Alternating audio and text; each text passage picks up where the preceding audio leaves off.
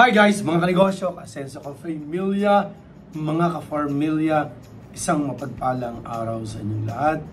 Actually, itong vlog na ito, dapat nga ginawa na natin yan before pa, medyo matagal na. Eh ngayon, sobrang busy natin.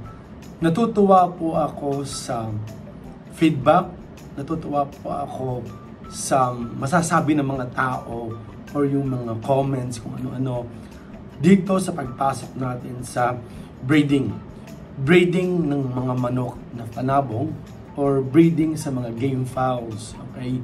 So ngayon nga, alam naman natin na nagtayo tayo ng Taal Volcano Game Farm, pero ito lagi natin sinasabi, Taal Volcano Game Farm powered by Papa Rabbitry.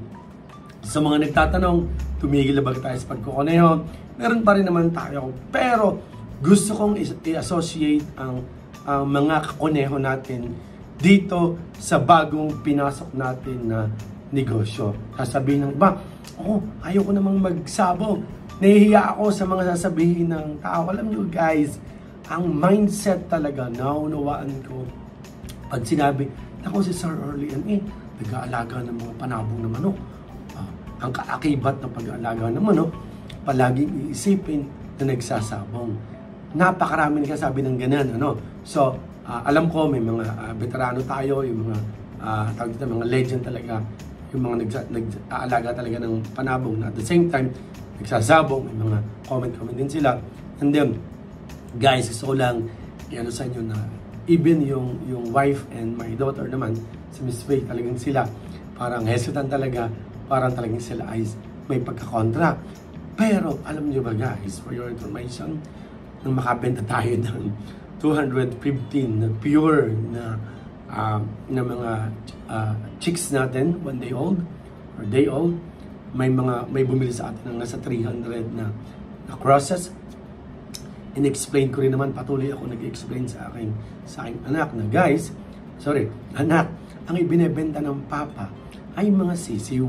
Ang ibebenta ng papa in the future, mga pullet or mga dumalagang inahin, mga ganador, na hindi panglaban. Uulitin ko, ang ipoproduce ng Taal Volcano Game Farm ay mga gagawing breeders.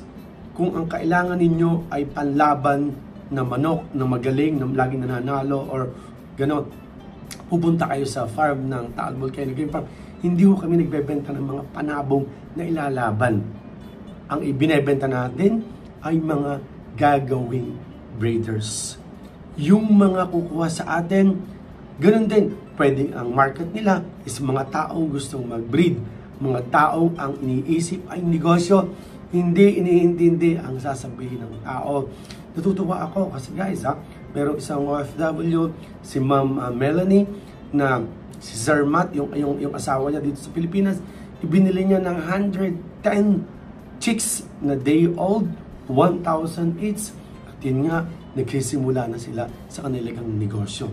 So, ang pangako natin, after 6 months, let's say 6 months, okay, 6 months, tutulungan natin sila sa market. Possible, yung nakuha nilang 110, unay Diyos, maging healthy, maging maganda, kukuhanin natin dyan. So guys, gusto ko bang yung mindset ng mga tao, yung mga OFW, yung mga kamag-anak natin, yung mga kakilala natin, yung pamilya natin, business, sabi ko nga, negosyo, hindi bisyo. Dagdag ko nga lang sa anak ko at asawa ko. So natutuwa ako ngayon kasi yung mindset nila, nag-iba na. Ibig sabihin, sa kapapaliwanag ko, sa katsatsaga ko, ini-explain ko, uwi ako, guys, may galing sa farm, nag-inquire. Guys, may tumawag sa akin, gustong umorder ng 60. Guys, may farm sa Calapan na sa Mindoro na nag-order ng 200. Guys, sa Laguna, merong 150. Meron tayong nakausap na isang gustong mag-invest talaga. Ipapagawa niya sa ngayon ng farm, 1 hectare daw yung kailangan, pero parang 1/2 lang muna yung gagamitin nila. Ang sabi sa akin, Sir, pwede ba by June, ready na yung aming farm? By June, lahat ng mga produce nyo, ibigay mo na sa amin. Kung yan man ay 400 chicks per harvest or 500 to 600 man kada hatch ninyo, pwede bang kami na? Ang hindi ko lang masagot, sabi ko, baka naman po pwede. Hindi po lahat. Let's say, 1/4 or 1/2. So, kinakailangan mag-expand pala tayo para talagang masuportahan natin. Awa ng Diyos, every day, 5 to 10 yung nag-i-inquire, and then 50% doon, halos lahat talaga gusto nung mag-start. Alam nyo, ang tatanong, may mga nagko-comment na, oh, kaya na naman kayo, hype na naman. Pero guys, siguro naman ito ikukumpara mo sa rabbit naman at manok na game fowl. Yung game fowl naman, siguro paggising na, pagmulat natin dito sa mundong ito, alam na natin na nagsasabong talaga ang tao. Consumable, kung tawagin. Kasi yung mga tao nagsasabong, pag nagdala sila ng manok, ng 100 manok sa sabungan, siguro uuwi na lang doon buhay, mga nasa mga 40 na lang. May mga iba kasi kahit panalo, patay pa rin. Ano? So, ibig sabihin, gamit ang gamit. So, pero tayo, gusto ko i-open ang ating isipan na tayo ay for breeding purposes. So, dito papasok ang Taal Volcano Game Farm. Nakikita nyo, ang Taal Volcano Game Farm, tayo po ay nag-i-invest ng medyo malaking pera. Imagine niyo, pupunta tayo ng isang farm bago tayo makakuha ng 4. Normally kasi guys, 4 lagi tayo. Isang ganador, 3 inahin. Normally, pag bumili tayo, alam niyo ba guys, ang pinakamura, guys, gusto ko lang explain. Ang pinakamura natin na nakuha na kwadro ay 70,000.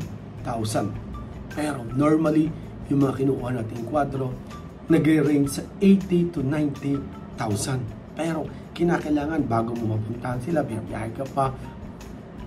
Sa mga kilalang breeders, sa mga kilalang game farm, normally ang ganador or yung bird stag natin na tinatawag ay nag-range sa 30,000 to 40,000. Pero mostly, guys mostly na nakuha natin ay 35,000 and 40,000. Doon naman sa mga inahin or sa mga pulet, may mga ibang may mga ibang nga guys hindi pa talaga inahin, dumalaga pa. Ang kuha natin 20,000 average yun. Ang pinakamura natin nakukuha ay 15,000. Kaya meron tayong napuntahang farm trial lang ang kinuha natin, 2 inahin, 40,000. Ang ganador, 40,000. So, 80,000. Then, ipahabol ulit tayo ng isa pa, so naging 100,000. So, guys, for your information, ang Taal Volcano Game Farm ngayon, meron tayo na 11 sets na kwadro. Ulitin ko, meron tayong 11 sets na kwadro. Then, meron tayo na, kung hindi ako nagkakamali, 7 pa rin na ganador, na bird stag, na same line doon sa 11 yon. Then, may mga nakuha tayo na mga puro na inahin sa ibang farm, sa ibaan, meron tayong nakuha na 21 na inahin na puro. Sa Laguna, meron tayong nakuha na din. Sa Tanawan, meron tayong kaibigan na farm, ng magandang loob, na nakachat natin. Sabi niya, kung kailangan ko talaga, pagbibigyan niya ako, pinagbigyan niya tayo na makakuha ng 10 puro na inahin. Yung 10 purong ito, Golden Boy at Gilmore, tigli-5. And then meron tayo nakuha na Golden Boy na ganador na puro din. So, guys, as much as possible, ang pinuproduce talaga natin ay puro or authentic. Authentic breeders ang ating pinuproduce. Din itong authentic breeders na ito, nagpuproduce ng mga chicks. Itong mga sisiw na ito, ang ating i-share sa ngayon. Sa mga nagtatanong, meron ba daw tayo ng mga trio or quadro na ready to breed? Sa ngayon po, hindi pa po tayo makakapagbigay na yan. At siguro, aabot ng mga 6 months pa bago tayo makapag-produce ng mga ready to breed na or 6 to 7 months. Pero for the meantime, ngayon, napakaganda rin naman kasi instead guys na mag-i-invest ka ng 80 to 100,000 sa Taal Volcano Game Farm, pupunta ka lang, magme-message ka lang, pwede ka magpa-reserve, maghihintay ka lang ng, let's say, less than 1 month, meron ng sisiw, ang 10,000 mo, compare sa 100,000 na in-invest namin, yung 10,000 mo, meron ka ng sisiw. Guys, meron nga tayong plano sa mga OFWs itatakil natin yan later on. Magkakaroon yan ng topic na OFW na uuwi ng December na may negosyo. Ikaw? Question mark. Ibig sabihin, gusto ko, guys, alam naman natin, pag December, mga OFWs natin, mga kababayan natin, uuwi sila. Pag uwi nila ng December, lagas ang pinag-ipunan, lagas ang bulsa, uuwi ng ibang bansa uli, babalik uli ng ibang bansa, back to zero uli, back to pag-iipon uli. Ano kaya ko, guys, sa mga OFW natin, uuwi ng December na mayroong negosyo? So yan talaga, guys, ang iniisip natin. Yan ang pinaplano natin na yung mga OFW natin, matulungan natin. Paano kaya kung yung iuuwi yung negosyo or uuwian yung negosyo ay hindi talaga biglaan yung binayaran? Ano kaya kung by May 1, mag-reserve ka, magbablog tayo, magla-live tayo, May 1, mag-reserve ka. June 1, start ka ng hulog. June, July, August, September, October, November, bayad ka. By December, uuwi ka. Or let's say, ang last payment by December 1, uuwi ka within December, uuwi ka ng Pilipinas, meron kang negosyong bago ka mag-start ng negosyo, pupunta ka muna sa farm or pupuntahan ka namin sa farm nyo, may mga basic training, gagawin natin yun, guys. So, mabalik tayo sa initial capital. Kung ang pag-uusapan natin, guys, na ay sisiw na palalakin, gagawing breeders, sa 10,000 nga, guys, meron ka ng 10 sisiw na puro. For example, very basic computation, mabilisang computation.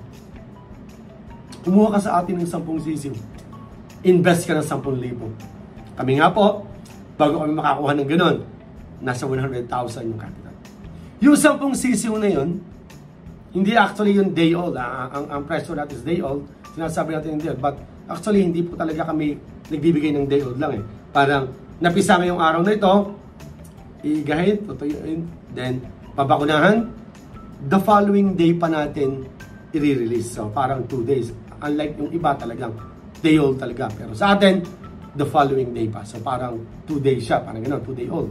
Okay. So, ngayon, yung 10 sisiw natin, ayaw kong maging exaggerated na after 6 months, yung 10 sisiw natin yon buhay lahat. Ay, siyempre, may buhay yan. Okay? May buhay, may mortality. Sabihin na lang natin, safe to say, na yung 10 sisiw, after 6 months, 8 yung natira. 8 yung good, 8 yung quality. But for your information, guys, may kinuhanan tayo na farm sa ano ba tawag dito? Sa Tanawan, Batangas. 46 chicks, 46 heads. Noong umabot ng 5 and 6 months, parang may mortality lang tayo na isa. Isa yung naging mortality natin, okay? Although meron tayo nakuha sa Batangas na 33, ang nabuhay ay 29. So napakataas pa rin naman talaga ng percentage na talagang magiging okay sila.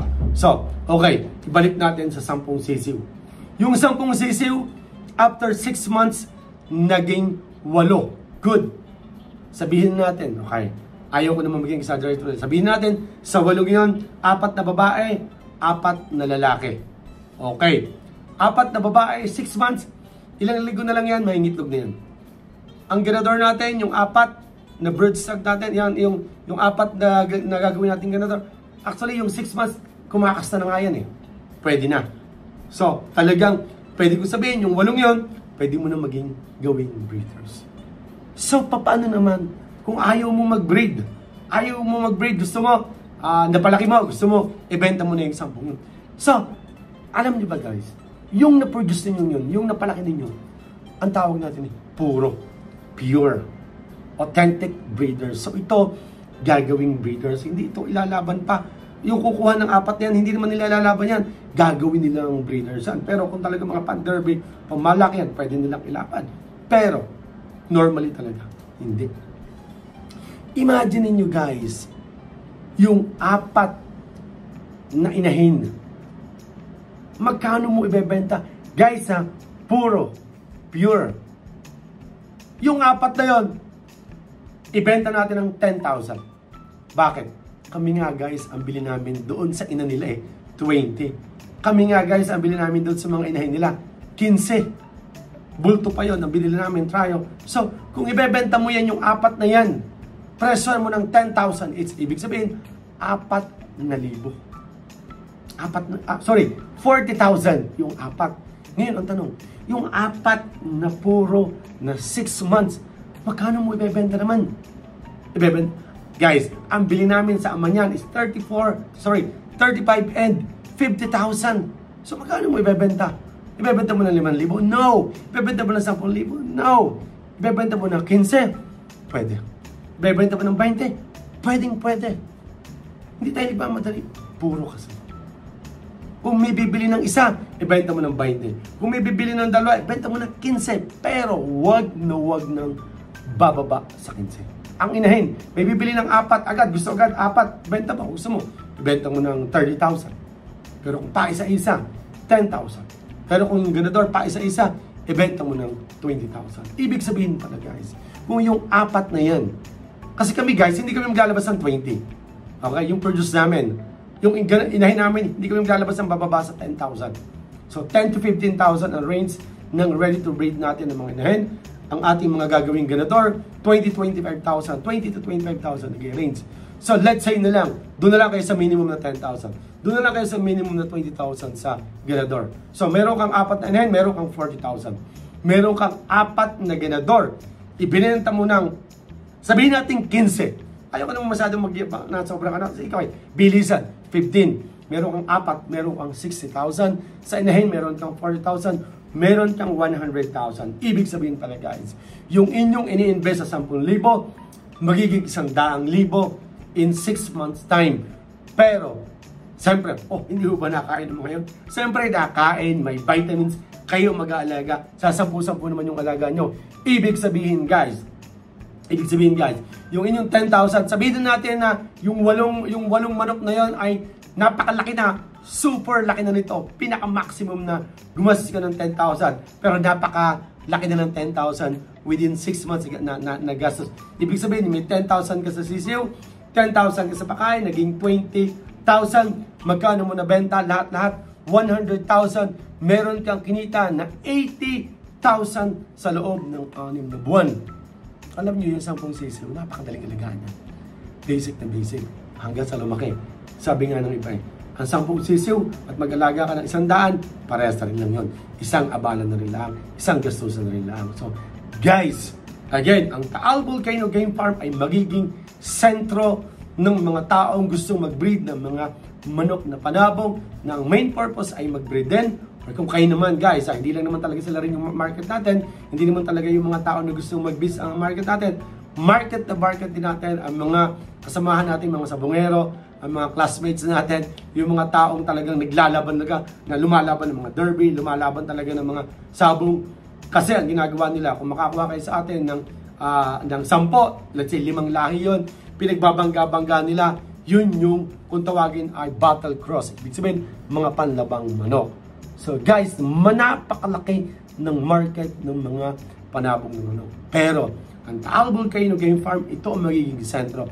Sa mga taong gustong magsimulang magnegosyo, na hindi naman, wala namang maisip na ibang negosyo, ang game fowl, ang breeding, napakaganda. Sa mga taong nagninegosyo, may mga farm na gustong magdagdag ng alaga sa farm, pwede po ang breeding ng mga manok na panabong. Sa may mga farm na malalaki naman po, pwede kayo mag-inquire sa Taal Volcano Game Farm. Kung mag-order kayo sa amin ng 200 heads, 300 heads, ipoproduce natin yan.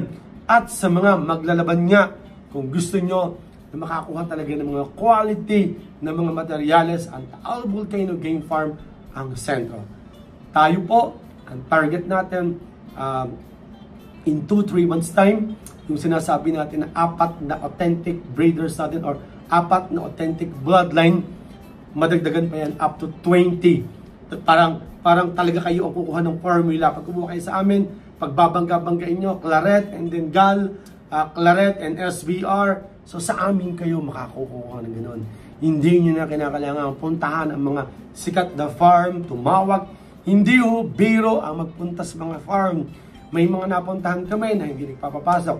Meron kami nang walang appointment. May mga napuntahan kami na wala naman silang maibigay sa amin. May mga napuntahan tayo na sobrang layo ang ibibigay sa atin na pamimilian ay iilan-ilan ay pinagpilian na, mga tira-tira na. So guys, hindi ganoon. Pero para hindi nyo na maranasan yung mga naranasan namin, hirap, pagod, gastos malaki, sa amin na lang kayo umuha. So, magtulungan po tayo. Sabi ko nga, ang success ng Taal Volcano Game Farm ay success nating lahat. So, sana mga ka-asenso, kanegosyo, mga ka-farmilya, tayo pong lahat ay magtagumpay. Hindi ho kami magaling, hindi ho kami malaki, hindi ho kami big time. Pero, dahil may mga subscribers tayo, may mga followers tayo, gusto nating makatulong, gusto nating makapag-share ng mga business ideas. Okay? Again, ulit-ulitin ko, kami po ay may paggalang sa mga veteranong magsasabong, sa mga breeders, sa mga legends natin. Saludo po kami sa inyo. Kami po ay kaisa ninyo para mapataas ang antas ng mga manok na panabong dito sa Pilipinas. Ang sabi nga, sa mga sabongero raw tayo makakita ng mga talagang matatapat na tao. Isipin nyo nga yung sa tawagan na lamang, yung may mga Kristo nung una, ba't ito hindi natakbo, ba't ito hindi nag-resisyon, So talagang saglit-saglit lang, tigilan lang, So natutuwa naman ako. So mga kanegosyo, kasenso, ka-farmilya, sana i-share nyo ang video ito, sana yung mindset ng mga tao ay mabago natin. Ako ay nag-promote. Okay? Nauna na yung aking pamilya ngayon. Natutuwa naman ako na supportado na nila ang pag-breed natin ng mga game fowls. Okay? Sa mga manok na panabok. So, God bless po. Comment down below. Papa Rabbitry po ang isa sa page na ginagamit natin. And Taal Volcano Game Farm. Kung gusto niyo po mag-inquire, message lang po kayo sa page natin. God bless po. Bye-bye po. God bless po.